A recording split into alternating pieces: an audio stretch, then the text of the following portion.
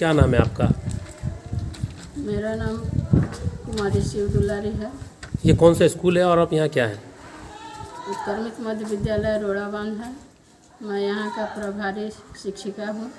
Ma'am, आपके school में जो बसंती है, क्या कहेंगे उनके बारे में? हाँ, मेरे स्कूल में बसंती कुमारी पारा टीचर के रूप में कार्यरत है। उनका ये कहना है कि ये पारा टीचर का नौकरी मैं इतना दिन से कर रही हूँ, इसके भरोसे मेरा परिवार चलाने में दिक्कत होता है। इसी नौकरी को सरकारी कर दिया जाए तो अच्छा रहेगा। कब से ये स्कूल में है आपकी? ये 2005 से है, 4-5 से है। 4-5 से है। आपको ऐसा नहीं लगता है कि मतलब इनके हाथ नहीं है तो कैसे पढ़ाते? आप भी क्या सोचते हैं ऐसा कि दिव्यांग है? नहीं, हाथ नहीं रहने के बावजूद भी ये सब पढ़ाई लिखाई या घर का काम सब कुछ कर लेती है। बच्चों को दिक्कत होता है क्या पढ़ाने में? इनको ऐसा कभी महसूस? मैंने हाथ के जगह ये पैर से ही पढ़ा लेती है, सक्षम है उसमें। तो क्या कहेंगे इनके हौसले को? हाँ, संघर्ष बहुत करती है। जो हाथ पैर वाला जो नहीं कर पा रहा है, आज ये करके दिखाई है। और इसको मतलब समाज के लिए ये प्रेरणा है क्या? हाँ, एक प्रेरणा है समाज के लिए। और इसको हम लोग यही कहेंगे कि इसका नौकरी को सरकारी कर दिया जाए। आप भी कुछ बच्चों को संदेश देंगे चैनल के माध्यम से? हाँ, इनको देखते हुए सबको प्रेरणा लेना चाहिए कि ऐसा होते हुए भी इतना आगे बढ़ी और अपना नौकरी कर रही है। पारा टीचर में ही है, अपना नौकरी कर रही है। उस नौकरी से अपना सब कुछ कर रही है। बहन का शादी ब्याह की, अभी एक और बहन है, उसको शादी करना है। और बच्चा लोग को भी इससे प्रेरणा मिलता है देख के कि मेरा मैडम ऐसा है, फिर भी इतनी मतलब सब कुछ कर लेती है। तो इनको देखते हुए सरकार इन पर मतलब ये परमानेंट कर दे। हाँ, परमानेंट होना चाहिए। हाँ, बोलिए। मैम, दिव्यांग होने के बाद भी आपने पारा शिक्षिका बनना क्यों चाहा? पारा शिक्षिका दिव्यांग होने के बावजूद भी मैं पारा शिक्षिका बनना इसलिए स्वीकार की कि पारा शिक्षा का जो नौकरी होता है समाज में प्रतिष्ठा का नौकरी होता है। उसे लोग समाज में अच्छे नज़रों से देखते हैं और ये नौकरी भी सही होता है क्योंकि बच्चों को पढ़ाना, उसको हम पढ़ा रहे हैं और हम भी उससे कुछ सीख रहे हैं। यानी पढ़ाना और पढ़ना दोनों प्रक्रिया चलते रहता है, समझ गए ना। इसलिए ये पारा टीचर का नौकरी मैं करना स्वीकार की। नहीं, लेकिन मैम यहाँ सबसे बड़ी दिक्कत है कि आप एक दिव्यांग हैं और आप परेशानियों का सामना करना पड़ेगा। बावजूद इसके आपने ये चुना कि मैं शिक्षक बनूंगी, शिक्षिका बनूंगी, जबकि शिक्षिका के लिए मतलब हाथ अनिवार्य है। बचपन से ही मेरा शौक था टीचर बनने का। बहुत कम लोगों का सपना साकार होता है। बचपन में जब मैं पढ़ती थी, मुझे आज भी याद है, मैं जहाँ बैठती थी पढ़ने के लिए, पढ़ती भी थी, एक लकड़ी लेके बैठ जाती थी। जमीन में लकड़ी से अक्षर बनाना शुरू कर देती थी। कोई भी देखता था, ये बोलता था क्या करती है, तो हम बोले लिख रहे हैं क। एक दिन पढ़ करके हम नौकरी करेंगे टीचर का और बच्चा को पढ़ाएंगे। लेकिन हमारा तो सरकारी नौकरी नहीं हुआ, लेकिन पारा टीचर का नौकरी हो गया। ये सपना मेरा पूरा हुआ। बहुत कम लोगों का ये सपना पूरा होता है, लेकिन हम इस मामले में बहुत खुशकिस्मत है। कौन कौन है मैम आपके घर में?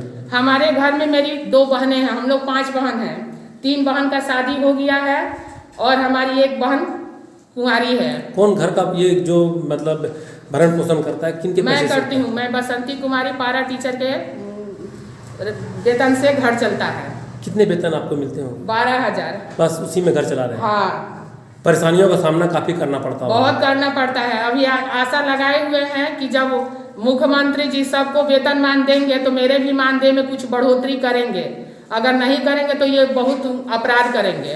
कुछ प्रेरणा देंगे महिलाओं को आप? हाँ, हम यही प्रेरणा देंगे।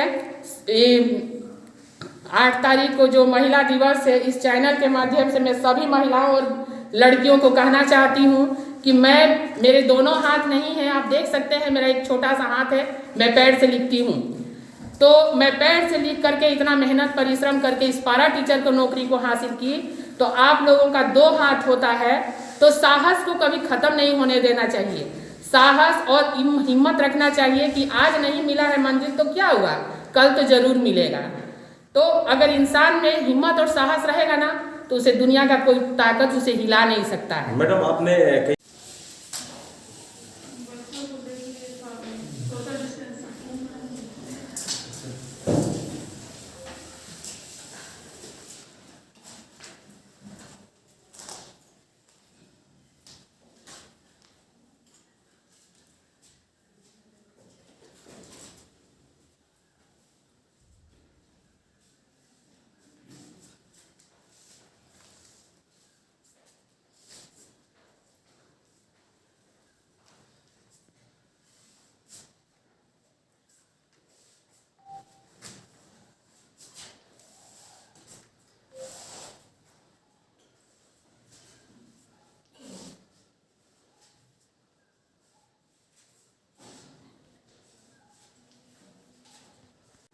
नहीं आया, एक बार फिर सुनो मेरा बात ध्यान से।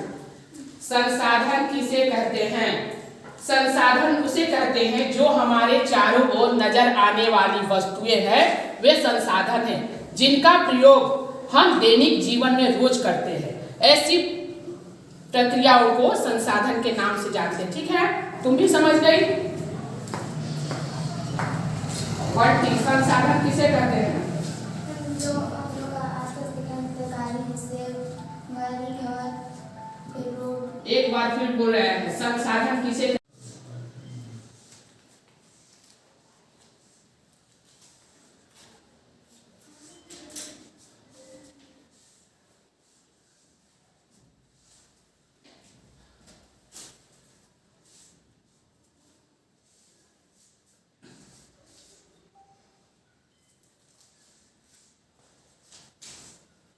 संसाधन कहलाते हैं। क्या नजर आता है हम लोगों को? बोलिए तो।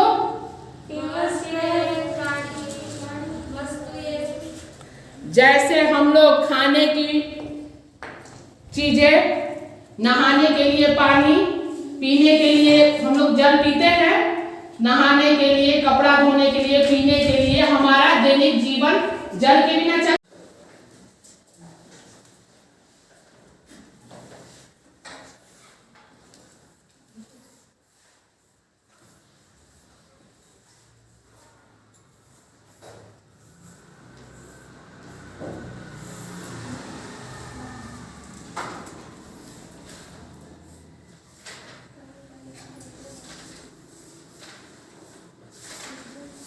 किसे कहते हैं?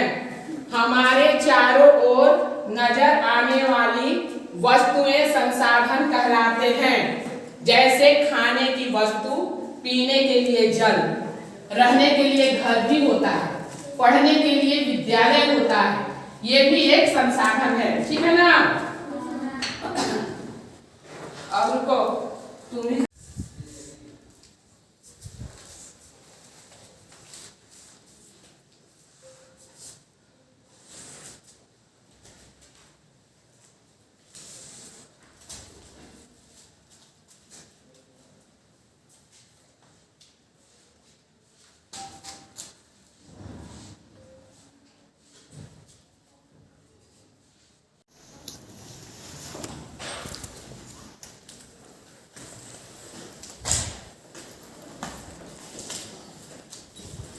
देखो, संसाधन किसे कहते हैं?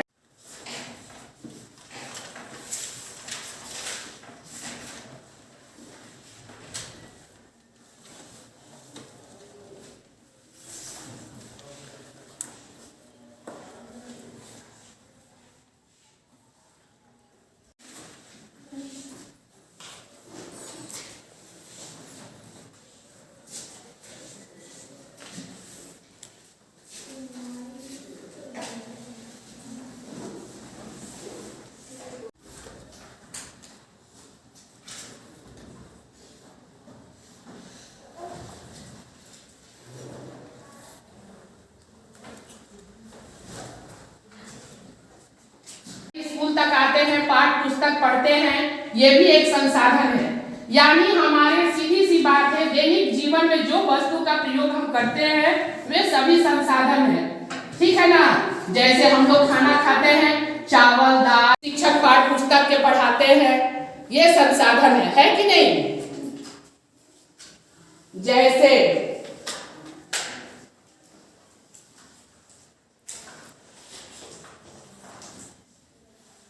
से जाने जाते हैं। ठीक है ना?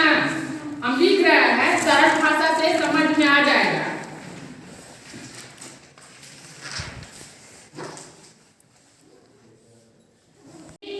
एक बार फिर दोहरा ले, संसाधन किसे कहते हैं? आप एक बच्चा खड़ा होकर बोलिए, कल पढ़ाए थे इस पाठ को। सिया रावली बोलो। संसाधन किसे वस्तु, जगह, स्थान, नहाने वाला पानी, नहाने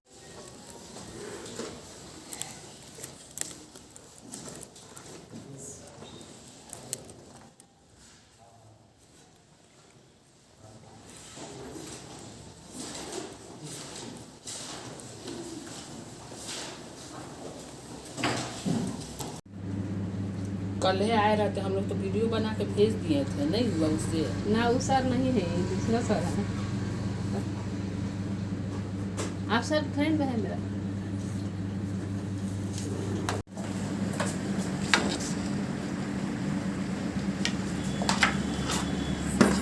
जानकी सनी पर्दा ठीक छोड़ दीजिए।